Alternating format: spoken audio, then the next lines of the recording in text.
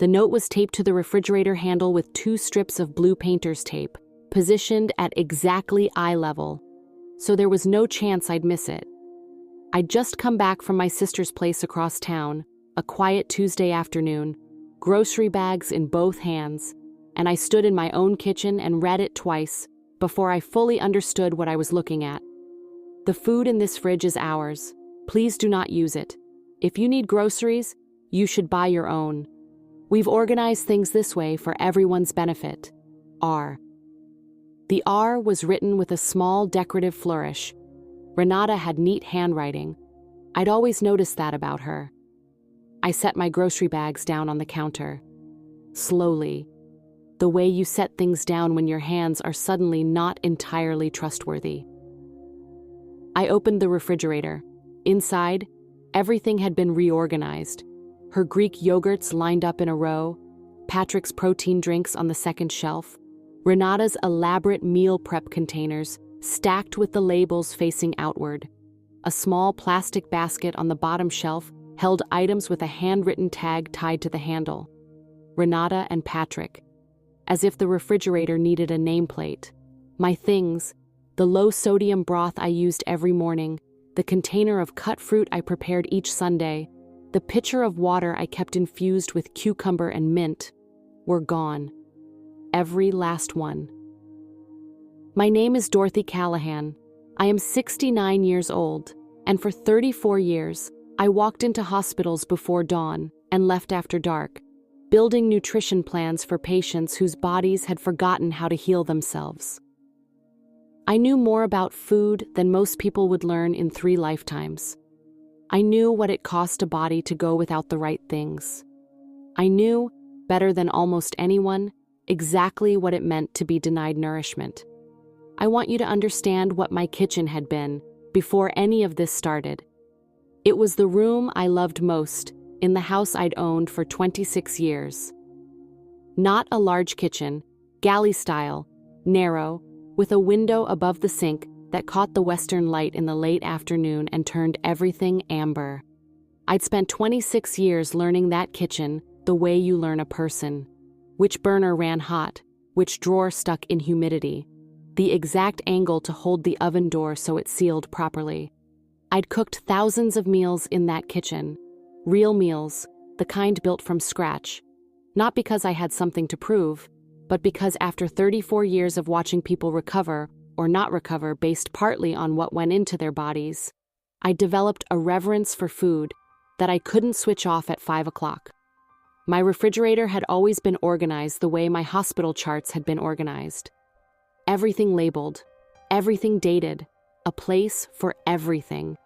Tuesday mornings, I did a full inventory before the grocery run.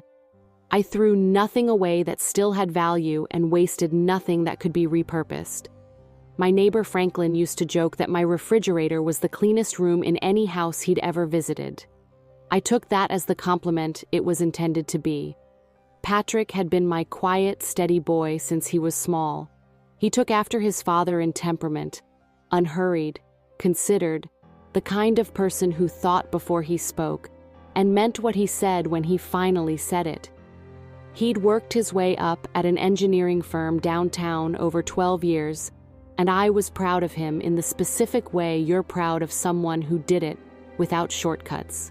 He visited every Sunday for the first few years after he moved out, and those evenings anchored my week. He brought Renata to meet me 14 months before they married. She was striking in a composed, deliberate way, dark hair, precise posture, the kind of woman who seemed to have decided exactly who she was and had no intention of reconsidering. She brought flowers, dahlias, which was an unusual choice, and made me think she'd paid attention to what she was doing. She complimented my kitchen. She asked about the framed nutrition charts I kept on the wall by the pantry, old hospital reference posters I'd had laminated years ago. "You really love this, don't you?" she said, looking at them. It wasn't quite a question. I told her I did. She and Patrick married in October. They moved into my house in March of the following year when the rent on their apartment increased, beyond what made sense, for a couple still saving for a down payment. I offered. I meant it genuinely. There was room and they were family, and I had always believed that family meant something you acted on, not just something you said. The first Sunday after they moved in, I made a full dinner. Roast chicken with the herb butter I kept in a small crock in the refrigerator door, roasted root vegetables, a grain pilaf from a recipe my mother had written in pencil on the inside cover of my recipe binder 40 years ago. I set the table properly. I lit the candles I kept for good evenings. Renata ate carefully. Small portions, deliberate bites. At the end of the meal, she said the chicken was good, but she and Patrick were trying to reduce their saturated fat intake. She said it pleasantly, conversationally, the way you mentioned the weather. I nodded and said I could adjust for that going forward. That night, after they went upstairs, I put the leftover chicken away and wiped down the counter and stood at the sink for a moment, looking out the dark window. There was nothing wrong with what she'd said. It was a reasonable dietary preference. I'd accommodated far more specific requirements over 34 years of hospital work, but she hadn't asked. She'd informed. And the distinction sat quietly in the back of my mind, like something I'd set down and meant to come back to. I didn't come back to it soon enough.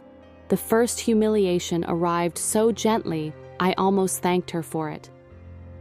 3 weeks after they moved in, I came downstairs on a Wednesday morning to find Renata already in the kitchen. This was unusual. She normally left for her project management job before I was up. She was standing at the counter with her laptop open, and she'd made coffee, which was fine, except she'd used my coffee maker to brew something from a bag I didn't recognize, and the smell was wrong. Thin and slightly acidic, nothing like the medium roast I ordered from a small Ohio roaster I'd been loyal to for 11 years. She looked up when I came in. "Morning, Dorothy. I hope you don't mind. I used your machine. We're going to get our own espresso setup eventually, but for now." She smiled. It was a perfectly pleasant smile. I said of course I didn't mind. I poured myself a cup of the coffee she'd made because it seemed ungracious not to. It was, as I'd suspected from the smell, not good. I drank it at the window and said nothing, and when she left, I quietly washed out the pot and made a fresh batch from my own bag. The next morning, the wrong coffee was in the machine again, and the morning after that. Within a week, my roaster's bag had been moved to the back of the pantry shelf behind a row of Renata's protein powder containers, and the new bag lived on the counter beside the machine like it belonged there. I moved my bag back to the front twice. Both times it migrated back. After the third time, I stopped moving it and started keeping a small French press in my bedroom, which I filled with hot water from the bathroom tap each morning, like a person camping in their own house. I told myself it was coffee. I told myself I was choosing my battles wisely. The second came 6 weeks in, on a Saturday morning, when Patrick was out running and Renata was home. I was in the kitchen working through my Sunday prep a day early. I had a medical appointment the next morning and wanted to get it done. I was making a large batch of the low-sodium vegetable broth I used as a base for nearly everything, the recipe so familiar my hands moved through it without consulting anything. Renata came in, poured herself a glass of water, and watched me for a moment. "That smells interesting," she said. "What is it?" I told her. "Vegetable broth, from scratch, the way I'd always made it." She tilted her head slightly. "Does it have to be on the stove all morning? I was going to do some baking and I need the burners." I looked at the stove. 4 burners. My pot was on one. "There are 3 other burners," I said, keeping my voice even. "I know, but the smell is very strong. It kind of takes over the whole kitchen." She paused. "Could you maybe do it in smaller batches? Or use the slow cooker in the basement?" The slow cooker in the basement was where things went to be forgotten. I had used it twice in 15 years. But I looked at Renata's expression, pleasant, reasonable, the face of someone making a perfectly sensible suggestion. And I thought about Patrick, and I thought about keeping the peace. and I carried my pot downstairs and spent the rest of the morning making broth in a kitchen that wasn't my kitchen, while Renata baked 2 loaves of banana bread that she and Patrick ate over the following week without offering me a slice. I began keeping my recipe binder in my bedroom around this time, not deliberately, not as a decision. I just brought it upstairs one evening to look something up and hadn't brought it back down. But some part of me understood, before the rest of me caught up, that it needed to be somewhere safe. The third happened at a dinner Patrick organized to celebrate Renata's promotion to senior project manager.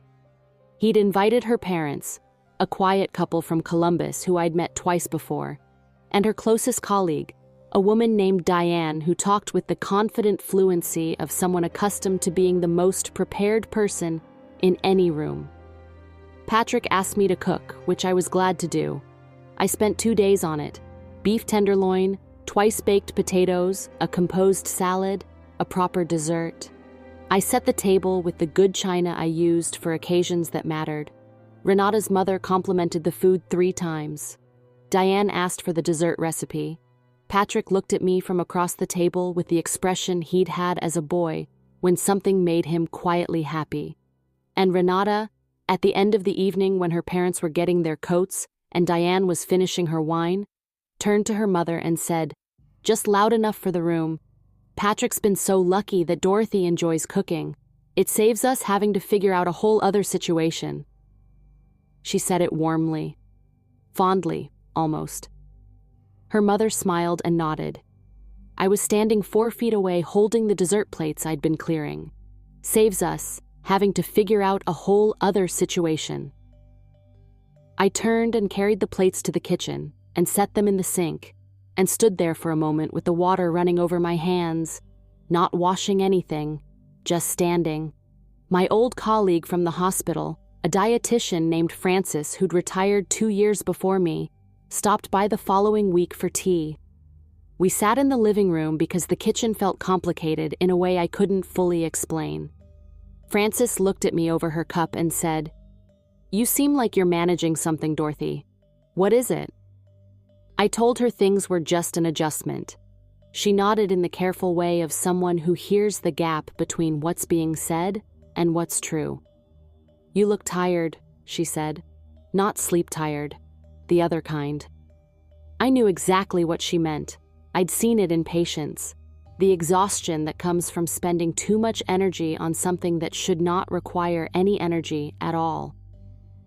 The fourth scene I cannot describe without still feeling the specific quality of that particular humiliation. It was a Tuesday. I'd gone to the grocery store, my usual run, the one I'd done every Tuesday for 26 years, and come home with 4 bags, including the low-sodium broth ingredients, a new container of the cut fruit I kept for my morning routine, and the particular brand of sparkling water I drank each evening. I put the bags on the counter and began unpacking. Renata came into the kitchen. She watched me put the broth ingredients in the refrigerator. Then she watched me put the fruit container on the second shelf. Then she said, very quietly, very calmly, as though she were simply clarifying a misunderstanding, "Dorothy, that fridge is ours. We stock it and we manage it. If you need to store groceries, you should really get your own setup. It's just cleaner that way, easier for everyone to know what belongs to who." I turned and looked at her. She held my gaze without any apparent discomfort. "This is my refrigerator," I said. "In my house." "Of course," she said. "But we've been doing the household grocery shopping, and it gets confusing when things get mixed. Patrick and I talked about it, and we think it's just simpler this way." Patrick and I talked about it. My son had discussed dividing my refrigerator with his wife, and neither of them had thought to mention it to me first. That night, I sat on the edge of my bed and opened my recipe binder to the inside cover, to my mother's handwriting in pencil, a date, and a note she'd written when she gave it to me at 23.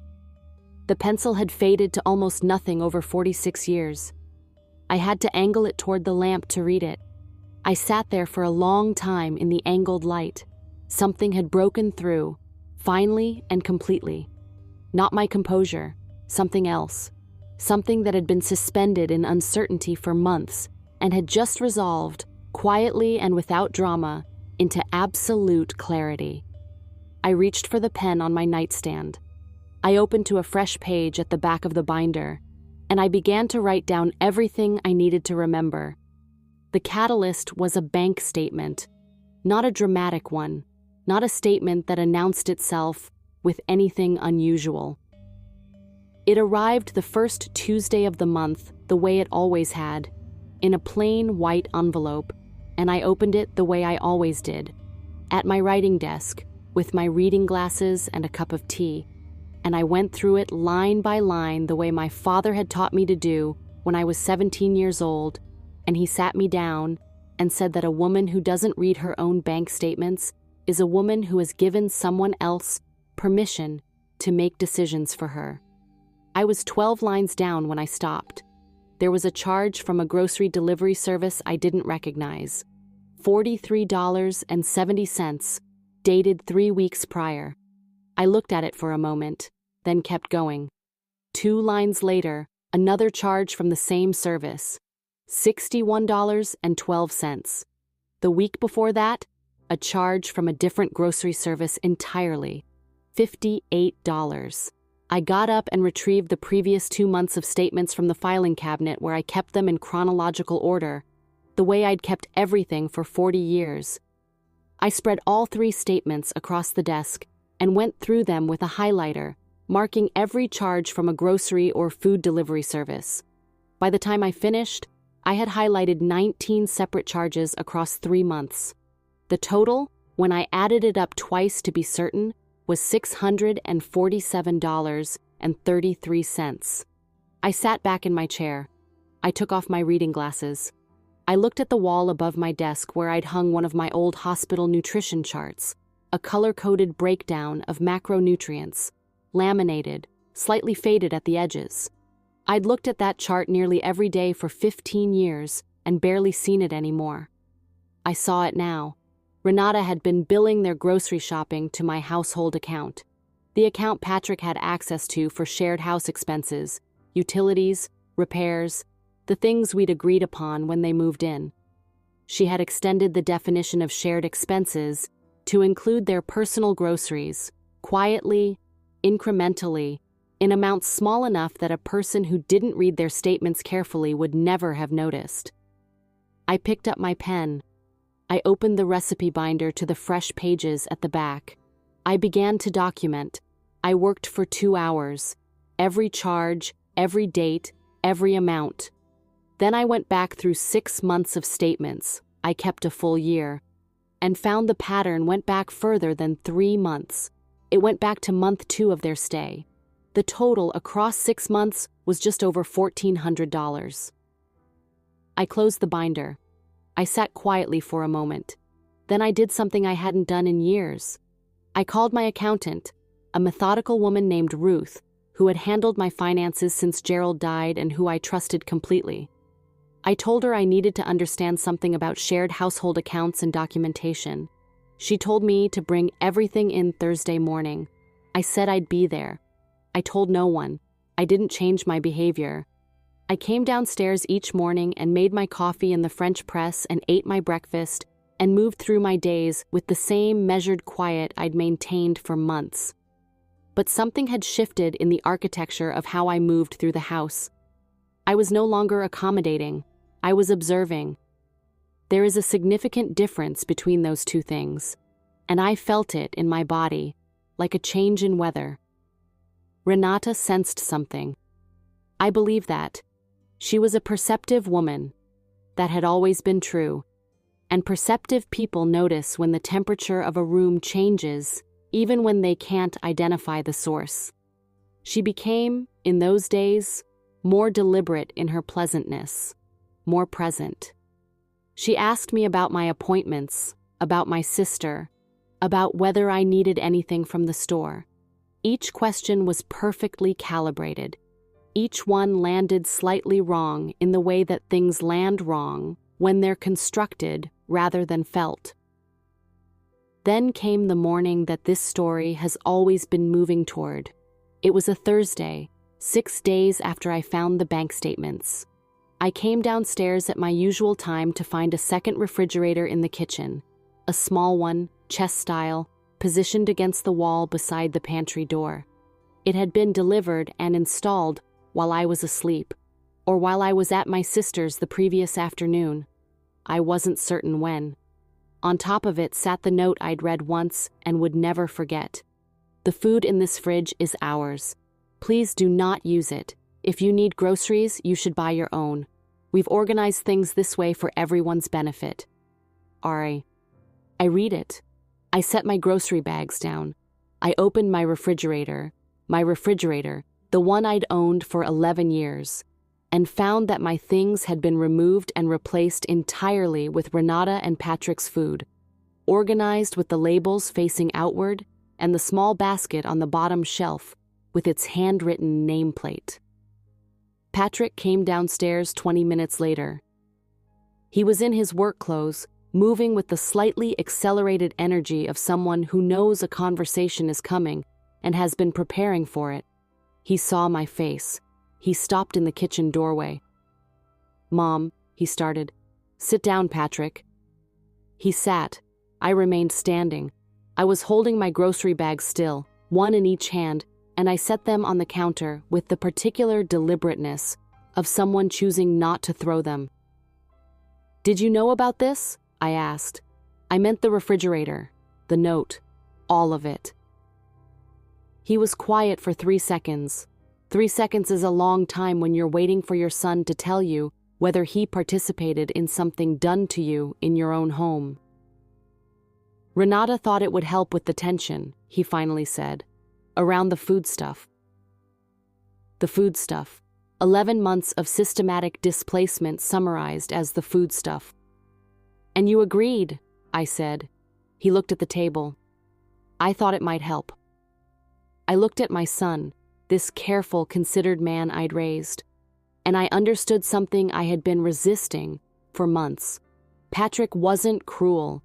He wasn't calculating. He was a person who loved his wife and loved his mother and had decided, without fully acknowledging the decision, that keeping one of them comfortable was easier than protecting the other. He had chosen the path that required the least from him in the short term, without calculating what it would cost everyone in the long run. I'd seen that particular failure of courage before. I'd seen it in hospital families who couldn't have the hard conversation until the hard conversation was the only one left. I looked at him for a long moment. Then I picked up my grocery bags, walked to my bedroom, and closed the door. I sat at my writing desk. I opened the recipe binder. I turned to my mother's handwriting on the inside cover and read it in the angled lamplight the way I had 6 days ago. Then I turned to the documented pages at the back. $1,400.33, 19 transactions, 6 months. I picked up the phone and called Ruth. "I'm ready," I said. "Let's talk about next steps." What happened next, they never saw coming, and neither, honestly, did I. By 6 o'clock Thursday morning, I was already dressed. Not in my usual housecoat and coffee way. Dressed properly, the charcoal slacks I wore for appointments that mattered, the cream blouse, the small gold earrings Gerald had given me for our 25th anniversary. I sat at my writing desk and reviewed my documents one final time. The bank statements, highlighted and annotated. Ruth's written summary, which she'd prepared Wednesday afternoon with the brisk efficiency of a woman who'd been doing this for 30 years and had seen everything. The folder from my attorney, Carol Simmons, whom I'd called Tuesday and met with Wednesday morning. And my recipe binder, open to the documented pages at the back. Every charge, every date, every amount in my own handwriting. I had not slept much, but I felt extraordinarily clear.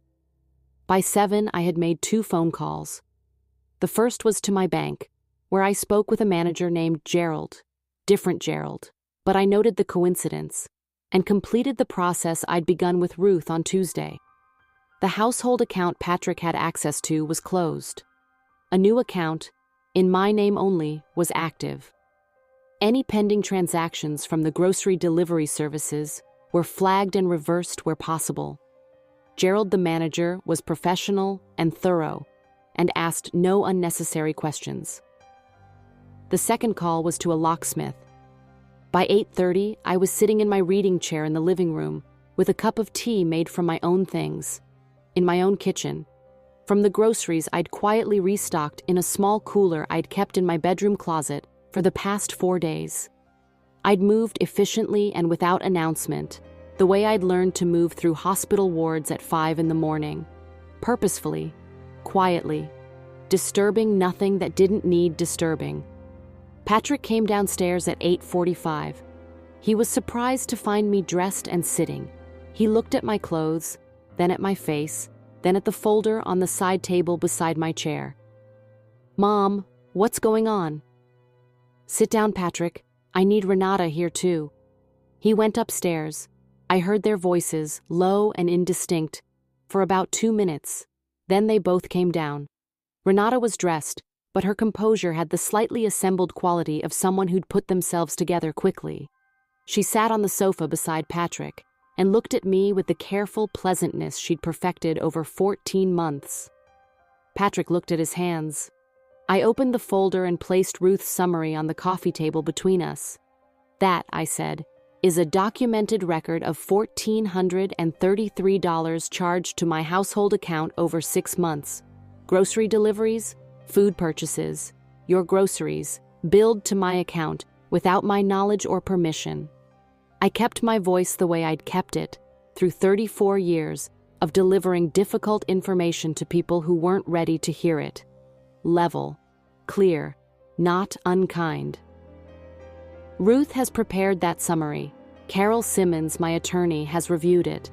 The account those charges were drawn from was closed yesterday morning. Stage 1. Renata looked at the summary the way you look at something you're calculating how to reframe. "Dorothy, those charges. There may have been some confusion about what the household account was meant to cover.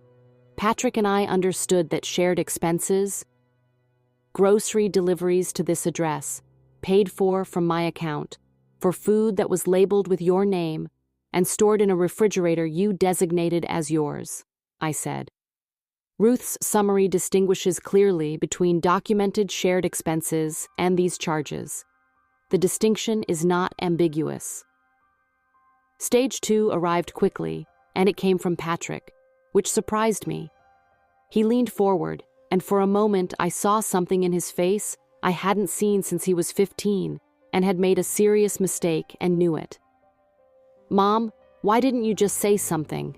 If there was a problem with the account, you could have told us instead of going to a lawyer." "I'm telling you now," I said, "with documentation, because this conversation required documentation." Renata put her hand on Patrick's arm. He stopped. She looked at me and something shifted behind her eyes, the pleasantness receding, something more honest coming through underneath. I had the unexpected thought that I preferred this version. The honest version was at least real. "What do you want, Dorothy?" she asked. "I want to show you one more thing," I said. I reached into the folder and placed Carol's letter on the table beside Ruth's summary. "That is a formal notice of lease termination. 30 days, which is the standard period and more than legally required. It also outlines the repayment terms for the documented charges, which Carol has structured as a deduction from your security deposit and a payment plan for the remainder." The silence that followed was the particular kind that fills a room when something irreversible has just been said out loud. Stage 3. Renata's voice, when it came, had lost its pleasant precision. "You're evicting us. You're evicting your own son." "I'm terminating an informal living arrangement that was being abused," I said. "Patrick is my son. He is welcome in my home whenever he chooses to visit. But this arrangement, as it has been, is finished." Patrick looked up. His face had the expression I'd been waiting 11 months to see. Not guilt, which I'd seen plenty of, but recognition.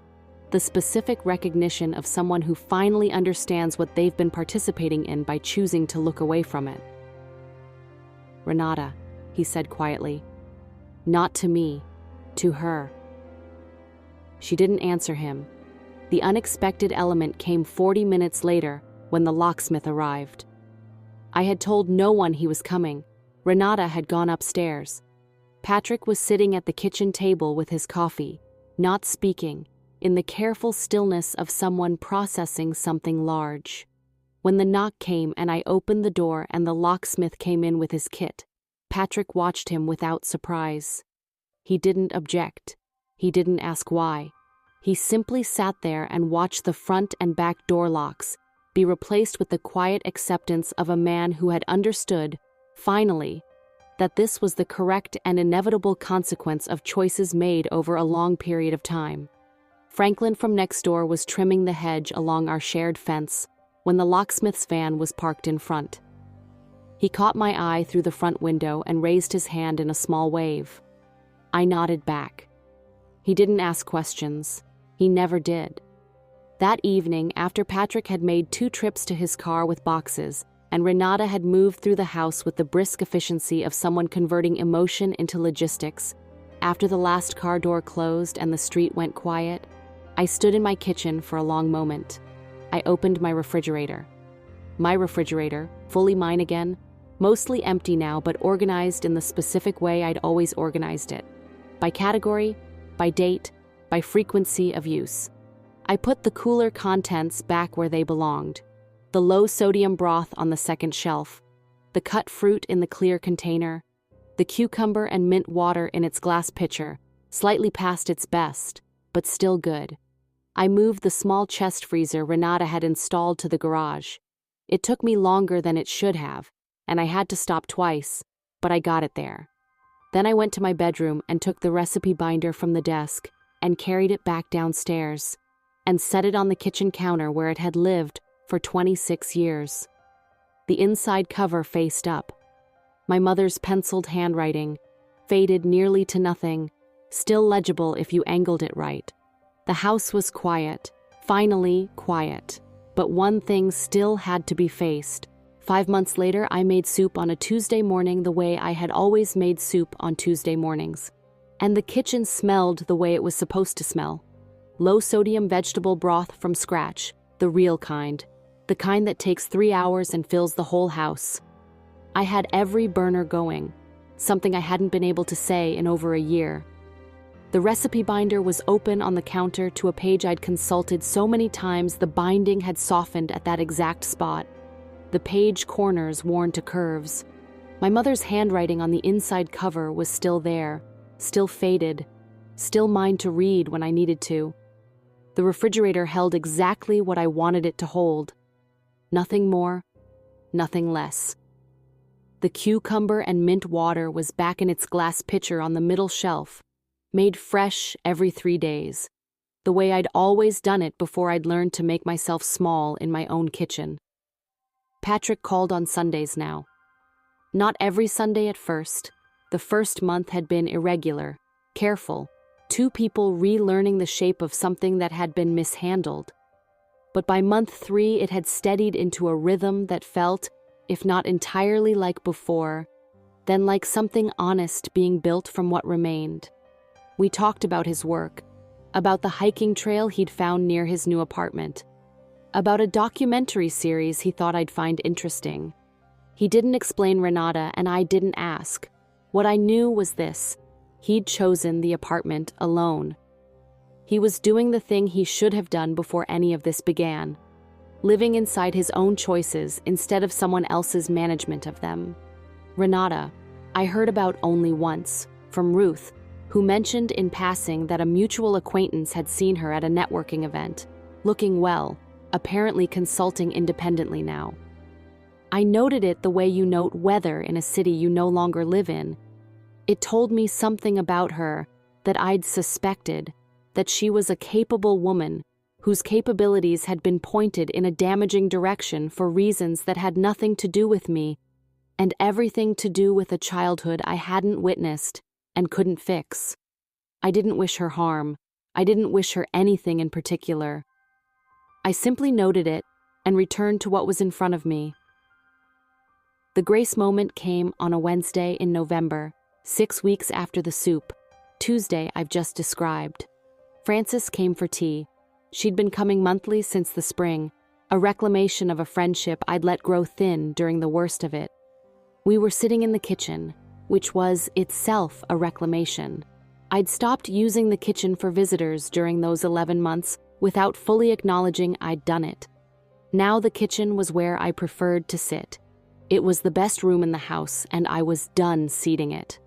Frances set down her cup and said, "Can I ask what you're going to do with the binder?"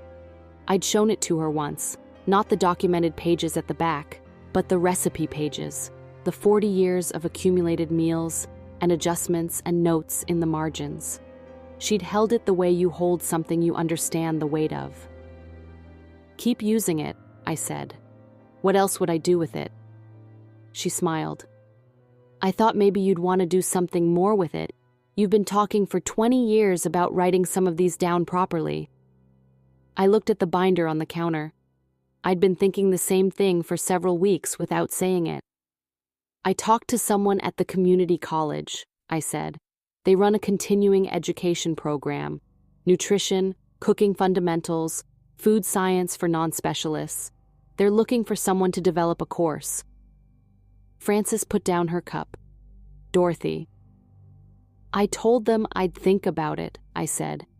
"I'm thinking about it." She reached across the table and put her hand over mine for a moment. Just a moment. Then she picked up her tea. "I called the community college the following Monday and told them I'd do it. The course was scheduled to begin in February. 12 sessions, Tuesday evenings, open enrollment. I spent December developing the curriculum with the same methodical attention I'd brought to hospital nutrition plans for 34 years. Every session had a clear objective. Every objective connected to something real, something a person could use to take better care of themselves or the people they loved. The first class had 19 students, ages ranging from 22 to 71. A retired postal worker named George, who wanted to cook properly for the first time in his life. A young woman named Simone, who was managing her mother's diabetes diet and felt lost. A couple in their 50s who'd decided, after their youngest left home, that they wanted to finally learn what they were doing in the kitchen.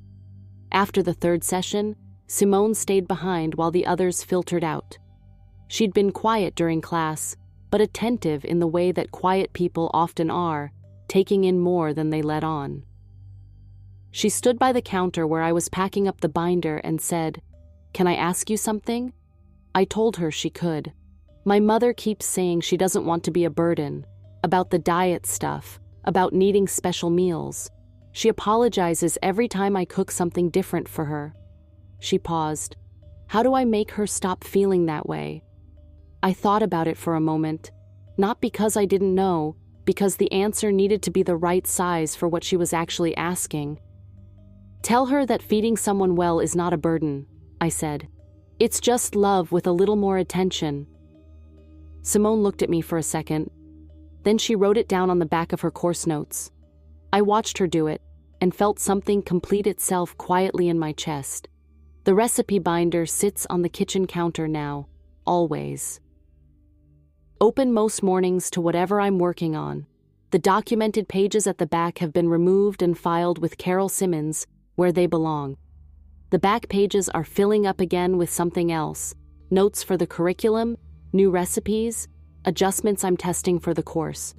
My mother's handwriting is still on the inside cover. I read it every few days, usually in the morning light.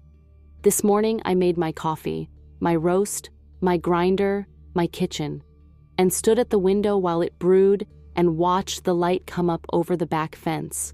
The soup was already on the stove. Franklin waved from his yard, and I raised my cup toward the window. He laughed. I turned back to the stove and adjusted the heat under the broth, and picked up my pen and wrote one line in the margin of the open binder page. Just one line. A note to myself about tomorrow's session. The morning was entirely